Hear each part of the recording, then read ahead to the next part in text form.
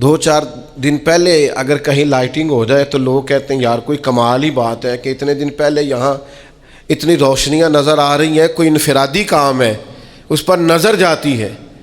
آپ ذرا رمضان کی شان تو دیکھیں۔ حضور فرماتے ہیں سارا سال جنت سجائی جاتی ہے، کس لیے؟ حضور فرماتے ہیں رمضان المبارک کے لیے۔ سارا سال جنت سجا دی جاتی، اس کو تیار کیا جاتا ہے رمضان کی سعادت افروز گھڑیوں کے لیے، ان مقدس ایام کے لیے جو لے کر رمضان سایہ فگن ہوتا ہے، اس کے لیے پورا سال جنت کو سجایا جاتا ہے، تزئین و آرائش کی جاتی ہے۔ اور رمضان آتا ہے تو کریم کے کریمانہ فیصلے ہونے شروع ہو جاتے ہیں۔ کریمانہ فیصلے، ایک کریمانہ فیصلہ ہوتا ہے کہ دوزخ کے دروازے بند کر دو اور جنت کے سارے ہی دروازے کھول دو۔ اس کو راستہ کیا گیا ہے۔ پھر آپ کو پتہ ہے ایک انوکھی بات بھی آپ سے کرنی ہے، قانون نافذ کرنے والے اداروں کو نا مجرموں کا پتہ ہوتا ہے، ان کو پتہ ہوتا ہے کس جگہ کچھ فسادی لوگ ہیں۔ وہ دیکھتے ہیں نا ملک میں کوئی خاص مہمان آ رہا ہے جو ملک کے لیے فائدہ مند ہے، اور وطن کے لوگ اور وطن کو اس سے فائدہ ہوگا، استفادہ کریں گے لوگ اس کے آنے سے، وہ کیا کرتے ہیں ان فسادیوں کو پہلے بند کر دیتے ہیں، کہتے ہیں ایسا نہ ہو کہ یہ آ کے کوئی خرابی کرے، وہ منع کر دیتے ہیں۔ تو یاد رکھ لیں، سمجھ لیں، حضور فرماتے ہیں شیطان کو بھی قید کر دیا جاتا ہے۔ رمضان آنے والا ہے تو اللہ شیطان کو قید کر دیتا ہے، جکڑ دیتا ہے۔ فرمایا رمضان آ رہا ہے اور میرے بندوں نے اپنی بخشش کرانی ہے، انہوں نے میری عبادت کرنی ہے، انہوں نے روزے رکھنے ہیں، انہوں نے آ کر کے اللہ کے حضور معافیاں مانگنی ہے۔ اور رمضان کی ہر رات میں 70 ہزار یا بلا مثال و بلا تشبیہ اللہ جانے کتنے بے حساب لوگوں کی رب نے بخشش کرنی ہے۔ تو یہ شیطان بڑا مکار ہے، یہ کھلا ہوا دشمن ہے، کوئی خرابی نہ کر دے لہذا پہلے اسے باندھ دو، خرابی نہ کرے کسی قسم کی اسے باندھ دیا جاتا ہے۔ مہمان بھی آ گیا، خرابی کرنے والا بھی باندھ دیا، لیکن اگر فائدہ لینے والے پھر بھی فائدہ نہ لیں تو پھر ان سے کہا جائے گا کہ تمہارے پاس اب کوئی بہانہ بچا نہیں ہے، اب تمہارے پاس کوئی کسی قسم کا عذر باقی نہیں ہے۔ اب تو یہ تھا کہ تمہیں بخشش کرانا چاہیے تھی، استغفار پڑھنا چاہیے تھی، دعائیں کرنا چاہیے تھی، قرآن مجید کی تلاوت کو کثرت سے کرنا چاہیے تھا، لیکن چونکہ اب تم یہ بھی نہیں کہہ سکتے کہ مجھے شیطان نے گمراہ کر دیا، وہ تو باندھ دیا گیا ہے، اب تو فسادی کو ویسے ہی کنٹرول کر دیا گیا ہے۔ اب بھی تم اگر سوئے رہے، اب بھی اگر تم نے غفلت کی، اب بھی چھوٹے موٹے بہانے کر کے تراویحاں چھوڑتے رہے، اب بھی ذرا سی سستیاں کر کے ادھر ادھر نکلتے رہے، اس کا مطلب یہ ہے کہ پھر تم استفادہ کر سکے، تم نے سستی کا مظاہرہ کیا، تم نے اور اب دیکھیں جب اتنے بندوبست کیے تمہارے لیے، ثواب بھی بڑھا دیا، اجر بھی بڑھا دیا، تمہارے لیے جو فساد پیدا کرنے والا شیطان تھا وہ بھی قید، لیکن اگر تم پھر بھی عمل نہ کرو، پھر بھی مسجد نہ آؤ، تو پھر حدیث پاک سن لیں اس طرز کی، شاید یہ منفرد حدیث ہے کتب احادیث، اور تقریباً تمام کتب احادیث میں موجود ہے۔ حضور علیہ الصلوۃ والسلام نے نا صحابہ سے فرمایا سارے مسجد میں جمع ہو جاؤ میرے ممبر کے پاس، لوگ جمع ہو گئے، تو اللہ کے حبیب علیہ السلام نے ایک قدم ممبر کی سیڑھی پہ رکھا، فرمایا آمین، پھر دوسری سیڑھی پہ قدم رکھا تو فرمایا آمین، پھر تیسری پہ قدم رکھا تو فرمایا آمین۔ تو صحابہ کو بڑا تجسس ہوا، انہوں نے بعد میں عرض کی یا رسول اللہ صلی اللہ تعالیٰ علیہ وسلم کرم فرمائے، بندہ نوازی کریں، ہماری رعایت کر دیں، یہ کیا معاملہ تھا؟ تو حضور فرمانے لگے میرے پاس حضرت جبریل امین حاضر ہوئے،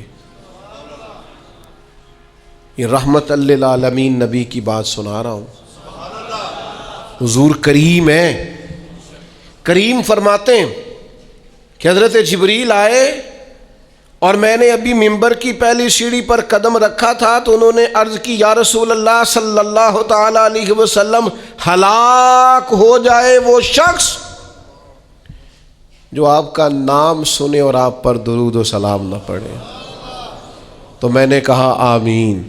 پھر حضرت جبریل عرض گزار ہوئے، یا رسول اللہ صلی اللہ تعالی علیہ وسلم، وہ ہلاک ہو جائے جس نے بڑھاپے میں والدین کو پایا اور ان کی خدمت کر کے بخشش نہ حاصل کر سکا۔ میں نے کہا آمین، اور کریم فرمانے لگے، پھر حضرت جبریل نے عرض کی، یا رسول اللہ ہلاک ہو جائے وہ شخص جس کو زندگی میں رمضان ملا، جس کو اس ماہ نور و سرور شہر رمضان الذی انزل فیہ القرآن، رمضان کا وہ مہینہ جس میں ہم نے قرآن نازل کیا، جس کو ماہ مبارک، ماہ نور و سرور، ماہ طیب، ماہ مبارک رمضان ملا، پھر وہ اپنی بخشش نہ کرا سکا، وہ ہلاک ہو جائے۔ تو حضور فرماتے، میں نے بھی کہا آمین، اللہ تعالی ہم سب کو محفوظ فرمائے۔ میں عرض کر چکا ہوں کہ جب ثواب بھی بڑھا دیا گیا اور جب طاقت بھی بڑھا دی گئی عبادت کی، اور جب برکتیں بھی زیادہ ہو گئیں، نعمتیں بھی زیادہ ہو گئیں، رکاوٹ ڈالنے والا، رخنا ڈالنے والا شیطان بھی قید کر دیا گیا، تو اب بھی کوئی شخص اگر توجہ ہی نہ کرے، رجوع ہی نہ کرے، تو پھر اس کے لیے یہ حکم آیا کہ وہ ہلاک ہو جائے، پھر وہ برباد ہو جائے۔ جب اتنی سعادتیں موجود ہیں، اتنے بندوبست کیے گئے ہیں، جنت کو سجایا گیا ہے، رمضان شریف میں 2-4 کام ضرور کرنے۔ ایک تو روزہ رکھنا ہے۔ کچھ ہمارے پنجابی بہانے بھی ہیں، پنجابی بہانے، میں جی مزدوری کرنی ہوندی ہے نا، پھر روزہ تو نہیں نہ رکھ ہوندا۔ اللہ نے نہیں سی پتا کہ مزدوری کرنی ہے، تو اللہ نے کیوں فرض کیا روزہ؟ ہلکے سے لوگ بیمار ہوتے ہیں، بالکل معمولی سے، کوئی ایسا عذر نہیں، روزہ چھوڑ دیتے۔ ذرا سی باتیں لے کر لوگ، آپ یقین کریں، اہمیت کو نہیں سمجھتے، اور بعض صرف سست ہیں، غافل ہیں، منہ پھیرے ہوئے۔ اگر یہ ایک حدیث سمجھ میں آ جائے نا، ترغیب و ترہیب میں اور دیگر کتب حدیث میں بھی موجود ہے، حضور نے فرمایا جس نے رمضان کا ایک روزہ چھوڑ دیا، زندگی بھر بھی روزے رکھے، وہ فضیلت نہیں پا سکتا جو رمضان کا روزہ سے فضیلت اسے مل رہی تھی۔ اتنی بڑی بات ہے، آپ اس کو سمجھ لیں، اتنے سعادت افروز روزے ہیں رمضان کے۔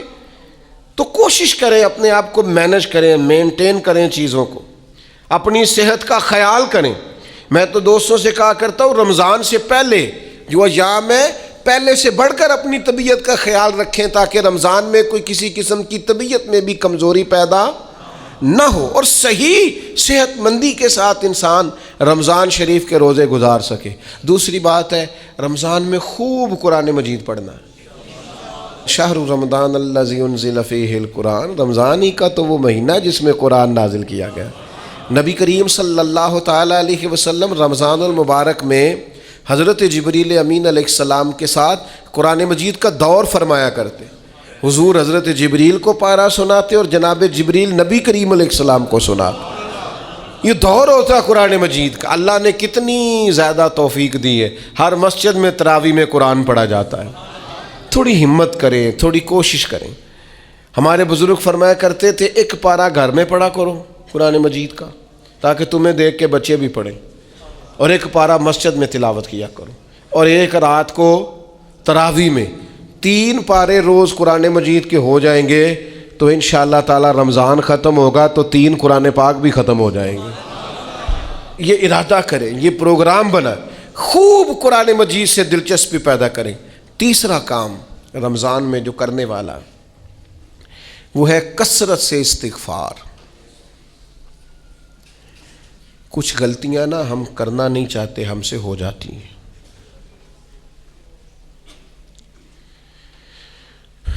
کچھ غلطیاں ایسی ہیں جو ہم بڑی بڑی کر چکے ہیں، لیکن ہمیں یاد ہی نہیں، بھول گئے۔ کچھ خطائیں ہم سے ایسی سرزد ہوتی ہیں جو لاشعوری میں ہو جاتی، ہمیں سمجھ ہی نہیں ہوتی کہ یہ خطا ہے اور اتنی بڑی ہے۔ کسی شخص کو بعض اوقات کوئی ایسی بات کہہ دیتے ہیں کہ ہماری نظر میں وہ بات معمولی ہوتی ہے، پر وہ بیچارہ ساری رات سو نہیں سکتا، رمضان کا مہینہ ہے اپنے رب سے معافی مانگنے کا مہینہ، اس سے توفیق مانگنے کا مہینہ، اس کے حضور حاضر ہونے کا مہینہ۔ میں آپ کی خدمت میں عرض کروں، حضرت عائشہ صدیقہ فرماتی ہیں نبی پاک نے فرمایا صلی اللہ تعالی علیہ وسلم، جس سے اللہ نے قیامت والے دن حساب پوچھ لیا نا، اس کے لیے مشکل ہو جائے گا۔ حساب یسیرہ یہ ہے کہ وہ مہربانی فرمائے اور فیصلہ جب کرے تو کرے ہی درگزر والا، فرمائے جا تجھے معاف کیا۔ رمضان کا خاص مہینہ ہے، سحری میں بھی دعا قبول ہوتی ہے، افطار میں بھی دعا قبول ہوتی ہے، صبح سے لے کے افطاری تک بندہ ہر وقت عبادت میں ہوتا ہے۔ تراویح کے بعد بھی دعائیں مانگے تو وقت قبولیت کا ہے۔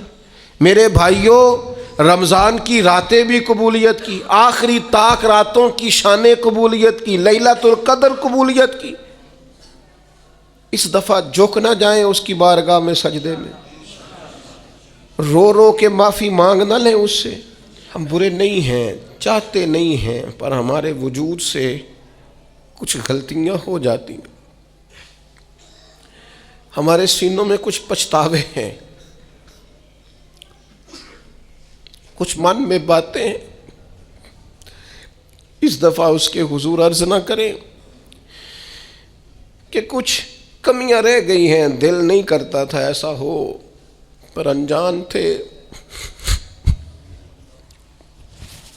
نہ چاہتے ہوئے بھی کمزوریاں ہو گئیں۔ رمضان آ رہا ہے، بڑا گولڈن چانس ہے، بڑا خوبصورت موقع۔ بھائیو، رمضان کی ہر سحری کے بعد رب سے معافی مانگیں۔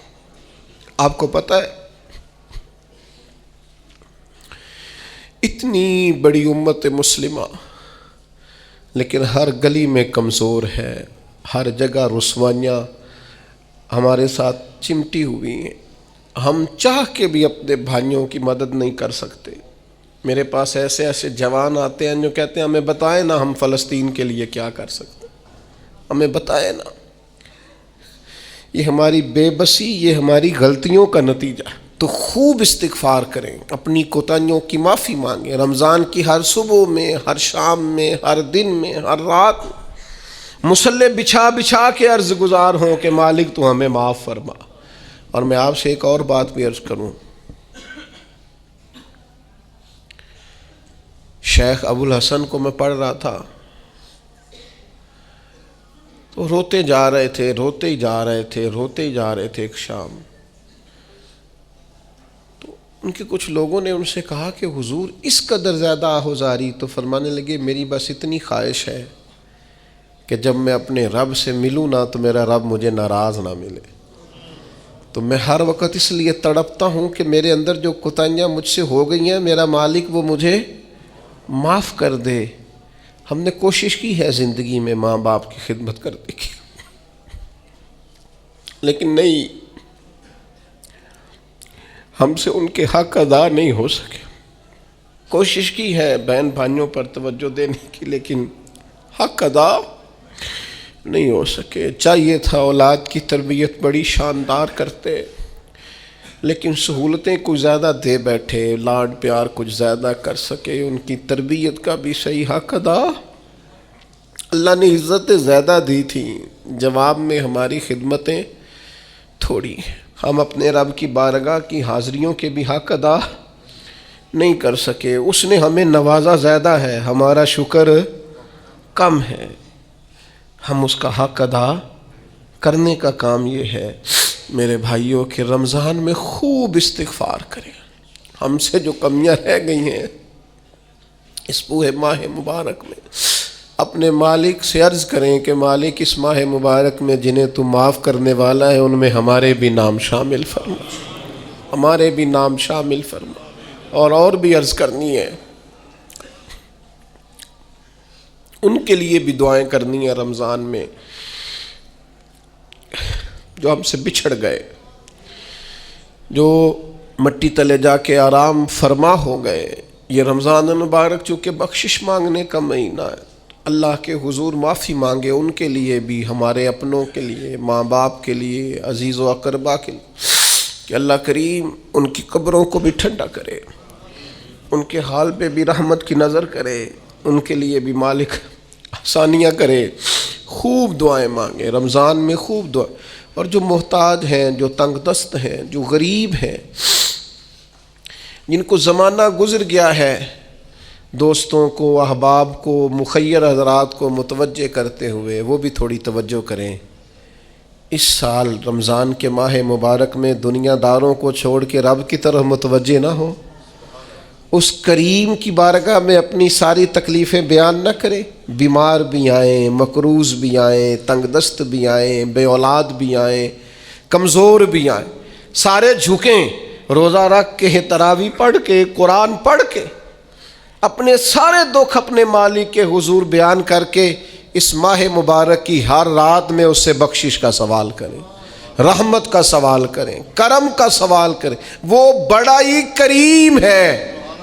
حضور فرماتے ہیں، رب کہتا ہے مجھے حیا آتی ہے میرا بندہ ہاتھ اٹھائے اور میں اس کے ہاتھ خالی واپس کر دوں، بس آنے کی دیر ہے۔ اور ایک مقام پہ اللہ کے حبیب علیہ السلام نے فرمایا، بندہ جب اعتراف گناہ کر کے معافی مانگتا ہے اللہ فوراً ہی اسے معاف فرما دیا کرتا۔ چوتھا کام جو اس ماہ مبارک میں بہت زیادہ کرنا ہے وہ یہ ہے کہ حضور نے فرمایا یہ صبر کا مہینہ ہے، صبر بہت کرنا ہے۔ ایک تو صبر ہوتا ہے نا مصیبت پہ صبر، ایک خواہشات پر بھی صبر ہوتا ہے کہ خواہشیں پیدا ہو رہی ہیں پر صبر کرنا ہے اللہ کی رضا کے لیے، یہ بھی صبر ہے۔ نیکی پر استقامت کے لیے بھی صبر کی ضرورت ہوتی، گناہ چھوڑنے کے لیے بھی صبر کی ضرورت ہوتی۔ آپ کے پاس مواقع موجود ہے معاذ اللہ برائی کے، لیکن اگر آپ صبر کرتے ہیں اللہ کی رضا پہ راضی رہتے ہیں تو یہ بھی صبر ہے۔ نبی پاک علیہ السلام نے روزہ دار کو صبر کرنے کا کہا، فرمایا ایک تو تم نے کوئی بیہودہ بات نہیں کرنی،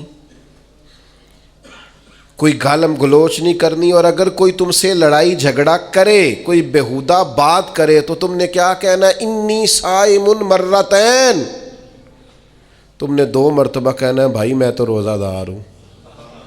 کوئی جھگڑا کرنا چاہے، لڑائی کرنا چاہے، برا بھلا کہے، کوئی الجھانا چاہے تو کہنا انی صائم، میں روزہ دار ہوں۔ یہ وظیفہ یاد کریں گے؟ کیا کہنا ہے؟ یہ وظیفہ ہے پورے رمضان کا، یہ بخاری میں حضور نے بتایا ہے۔ کوئی جھگڑا کرے گھر کے باہر بھی اور گھر کے اندر بھی، کوئی جھگڑا کرنے لگے، جھگڑا ہونے لگے تو کہنا انی صائم، میں، اور ایک دفعہ نہیں کہنا، مرتین، حضور نے فرمایا 2 دفعہ کہنا میں روزہ دار ہوں، میں کوئی جھگڑا نہیں کروں گا، کوئی فساد نہیں کروں گا، کسی بیہودہ بات کا جواب نہیں دوں گا۔ کیوں؟